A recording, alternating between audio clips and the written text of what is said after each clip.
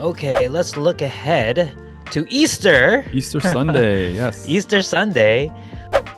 Welcome back, everyone. We are looking back at this past week's Sunday readings and looking ahead to next Sunday's readings. We know that most people attending Mass don't look ahead to the readings they'll be hearing. So I hope you'll find our little show fun and useful, especially if you're looking to connect more to the Bible readings during Mass. My name is Vincent and my buddy's name is Roy. We've been friends since childhood, and we both volunteer at different churches as lectors, or the guys who read at Mass. We'll offer our thoughts on the readings, as well as share some fun stories about volunteering at church and everyday life. Okay, let's get started. Another week. How was your week? Yeah, my week was cool. I did read for Palm Sunday, The Passion of Our Lord Jesus Christ, according to Matthew. Here in San Jose, we had the Sweet 16 and Elite 8 basketball games for the college national championship.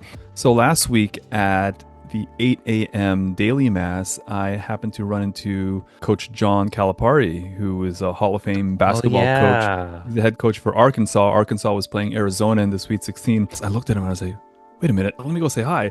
And so I went to say hi to him. Kind of cool to run into him. So what's up with you last week? Well, I'm super sore and tired because I just did a brutal 3-hour workout in a gym. But it's not what you're thinking. We did our annual obligation to help clean up Lila's gym. So from cleaning out those huge, large foam pits that we all had to take out each one at a time, cleaning under the huge carpet, mats, dust everything off, and then just wipe all the equipment down because it's just covered in chalk dust. During this time, was like a fog in the gym by that time in the middle. All the parents were like super tired. Literally my blood, sweat, and tears were left in the gym. Because I scuffed my knee, like tears from all the fog and the chalk and everything like that. And I was like everybody I think was like profusely sweating. Well, since we just read the Passion, I bet the pain that I'm going through, which is a lot, it barely scratches the surface of what Jesus went through.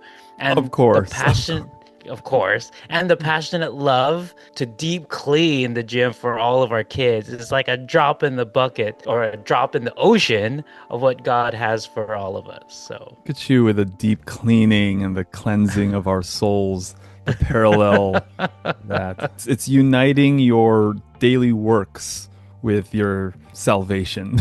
There you go. See, now you're seeing how I stretch things out. Okay, let's look ahead to Easter. Easter Sunday, yes. Easter Sunday. So in the first reading, St. Peter explains that God sent Jesus, anointed with the Holy Spirit, to heal and perform miracles. Though he was crucified, Jesus rose on the third day and appeared to witnesses.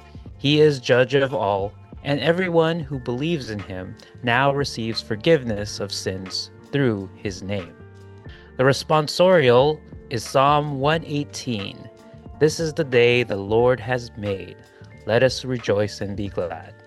On a side note, since I was reading, you remember seeing the readings for Palm Sunday and it has like the music, like, okay, music intros here and they sing a verse or whatever. Yeah. So I'm not singing out loud if I don't know it. I'm kind of just humming it like out loud. But the mic was right. So I asked Lorraine, did you hear me singing on the Ambo? She's like, no, I think the crowd drowned it out. But on YouTube, Tremble, tremble, tremble. Oh no. it like totally picked it up. It was like, oh. Yeah, my humming and my mumbling. I think I was a little off key. All right, for the second reading, we have two options. St. Paul tells the Colossians that since we have been raised with Christ, to keep our sights on things above rather than below or earthly things. The second option is in Corinthians, where St. Paul says to get rid of the old yeast of sin, for Christ, our Passover lamb, has been sacrificed. Celebrate the festival not with malice of the past, but with the bread of sincerity and truth. Just as a little leaven affects the whole batch, let this holiness define our new life moving forward. So that's our second option for the second reading. And finally, in the Gospel of John, Mary Magdalene finds Jesus' tomb empty and tells Peter and John, who race to the scene. This is that famous racing to the scene. And the one who loved them won. Yes. And so they discover just the linens and the burial cloths just kind of like bunched up or folded there, right? And when they enter, John sees these from the outside and he immediately believes, right? And so he sees that he rose from the dead. But despite this, they didn't fully understand the scriptural necessity of the resurrection. So this is their discovery of the burial cloths and seeing that Jesus isn't there anymore. So that's our gospel for this Easter Sunday.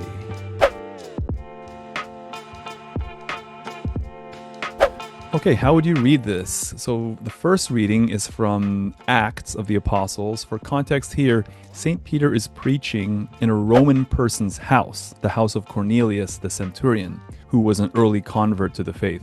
Read St. Peter's words here as he's telling everyone that belief in Jesus is for all nations, not only the Jews.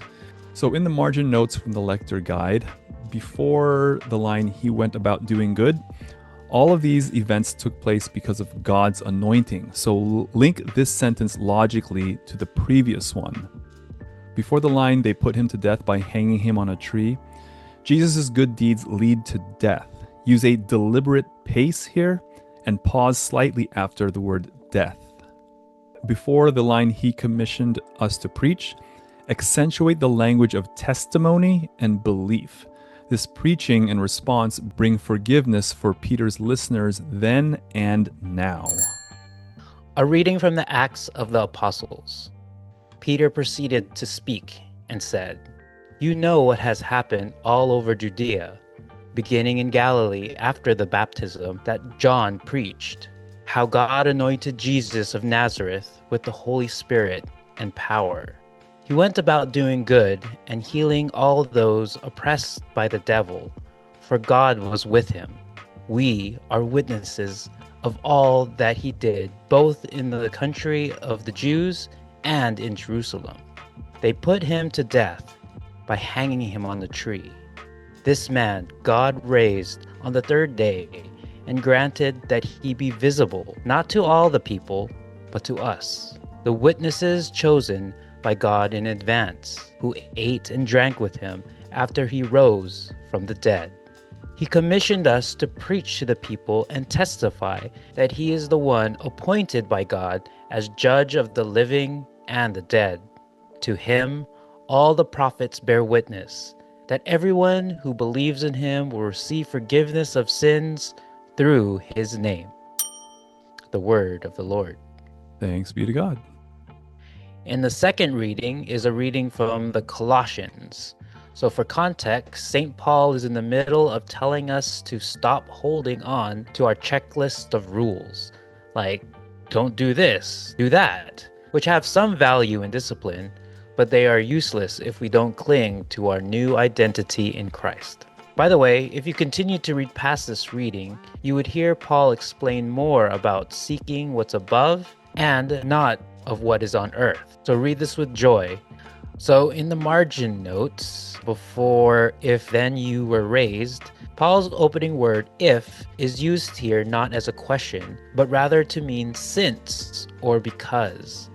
Read confidently. Before when Christ your life appears, our hiddenness in Christ leads to this beautiful image. An unhurried, odd approach is appropriate. Emphasize the word to. This is the first option for the second reading. A reading from the letter of St. Paul to the Colossians. Brothers and sisters, if then you were raised with Christ, seek what is above, where Christ is seated at the right hand of God. Think of what is above, not of what is on earth. For you have died, and your life is hidden with Christ in God. When Christ your life appears, then you too will appear with him in glory. The word of the Lord. Thanks be to God. I'm glad you read this because I didn't know how to say this. Like, when Christ your life appears, or when like Christ since your life is in appears? Christ, Like, Christ your life, Christ the love of your life appears. You can almost think of it like that. When Christ the love of your life appears, then you too will appear with him in glory. When so there's Christ kind of your like a comma, like when Christ, which is your life, appears. Right.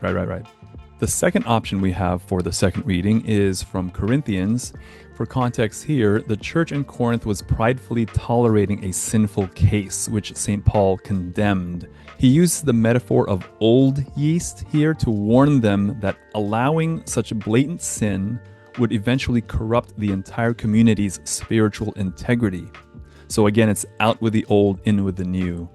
Understanding that the yeast or leaven is them boasting of their sin, and unleavened bread is understanding the truth that wickedness needs to be driven out. That means that if they celebrate Christ's sacrifice, it should be that they are now free of sin, not free to do whatever they want. So in the margin notes from the Lector Guide, before "do you not know that a little yeast leavens all the dough," before that line, yeast is a metaphor for the sneaky nature of sin. Like a little moldy apple could over time spoil the whole bunch. So use a tone of hope and urgency.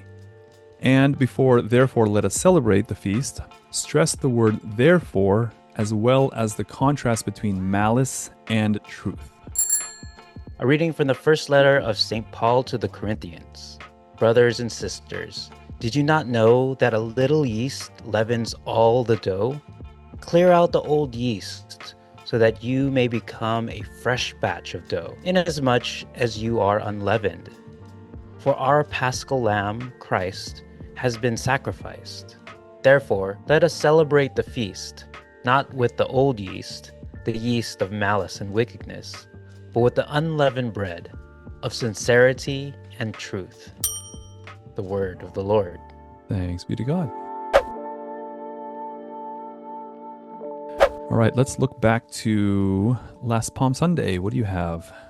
Right, no homily for Mass this time, but I still wanted to thread how the readings tied into the Passion. I noticed in the first, it shows how Jesus fulfills Isaiah's prophecy of the suffering servant's disposition all throughout his Passion. Mm-hmm. In the second, it described that his crucifixion was his coronation, just as the inscription on the cross stated that Jesus was the King of the Jews. And all those who questioned him and all those mocking saying it, where Jesus basically just said, "You said so." He didn't say, I don't think he just said like that, but hey, you're saying that, so It's that ironic. means it's true. Yeah, Yes. It's ironic how they themselves proclaimed it. It's also ironic that the inscription was commanded by Pilate? Say, hey, Pilate. put this on there in 3 different languages. And even they said no, like the Jews told, don't put that on there. And he's like, no, what I said is what I said. Yeah. So for me, the homily that we actually did have a short homily. There were a couple of takeaways.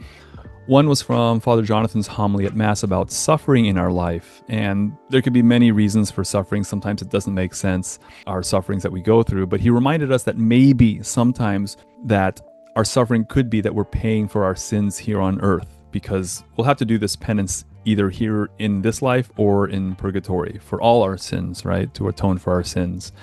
And another homily that I was listening to was a homily from Father Mark Bernhard. He has a YouTube channel. He's from the Midwest. And I like what he said, that this whole Lent, we've been looking at ourselves and repenting and purifying ourselves in preparation for Easter, and rightfully so. He said that this week, Holy Week, it's time to look at Jesus as he enters Jerusalem and enters his passion and death, and finally his resurrection. So this week, he kind of reminded us to look at Jesus. So I thought that was a profound reminder for us. We look at ourselves all the time, right? So that how much time do we actually look at Jesus? Just look at him and just focus on him. And I think that's important too, because like especially with the Catholic cross versus all of the other Christian crosses, where we actually have the crucified Jesus. It's not just a cross. Not just a cross, it's man. It's like a real life, beaten up, crucified Jesus that we all are looking at in the front of the altar, which is our salvation. Okay, how was it? I hope you got some positive takeaways from this. Leave your thoughts below in the comments, and don't just like and subscribe, but also click that share button and share this with your family and friends as well. Take care and God bless.